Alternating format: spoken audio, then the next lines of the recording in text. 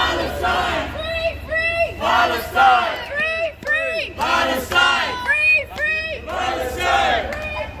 Palestine! Palestine will be free! Palestine will be free!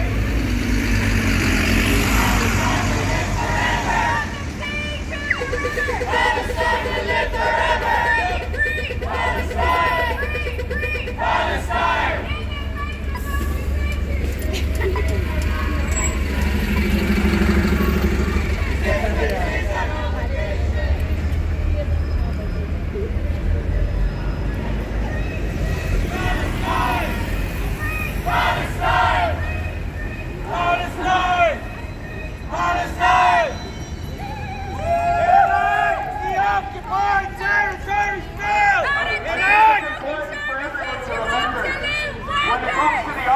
Territories bill, which was originally passed in 2018.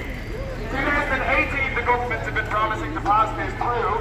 What happened since 2018? Ireland has since become Israel's #1 trade partner on earth per person. Second biggest trade partner in the world.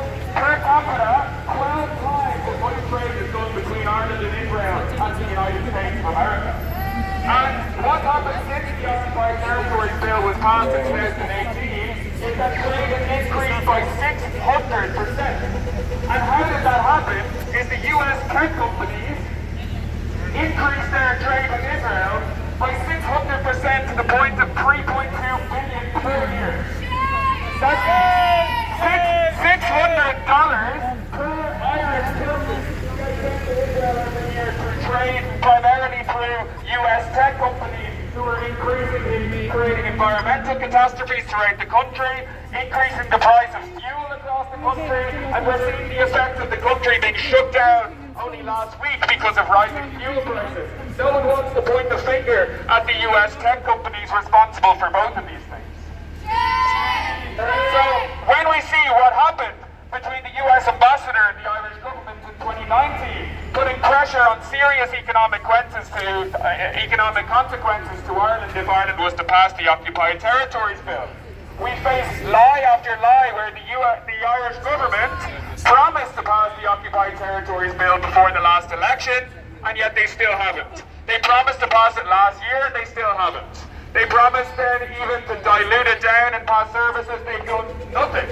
So the Irish government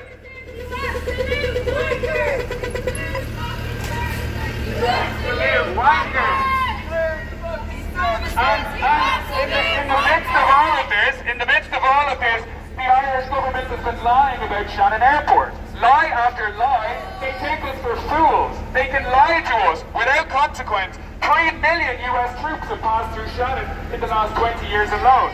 How many war criminals have passed through our country to go commit genocides, massacres, under resource wars for oil to the Epstein class, and we have just let them through safe passage while civilians, innocent civilians trying to bring nothing but food, medicine, baby formula, and the necessities for life are kidnapped in international water by the Zionist entity, and yet what's done? Where are the Irish governments now? Where are the governments of the world who have all signed the Geneva Convention, who all have a legal obligation to prevent genocide, yet facilitate it 100%? It's not like they're just not doing enough to stop it, they're fully complicit in it. They support it. We are Israel's biggest trading partner on earth per capita, 12 times the US. We have to understand where we are, and within that we have power at the same time, in our complicity.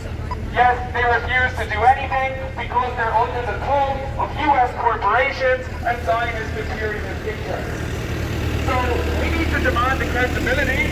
We need to demand that our government exercise sovereignty, tell us the truth and stop lying to us, otherwise they have no business being there in the first place.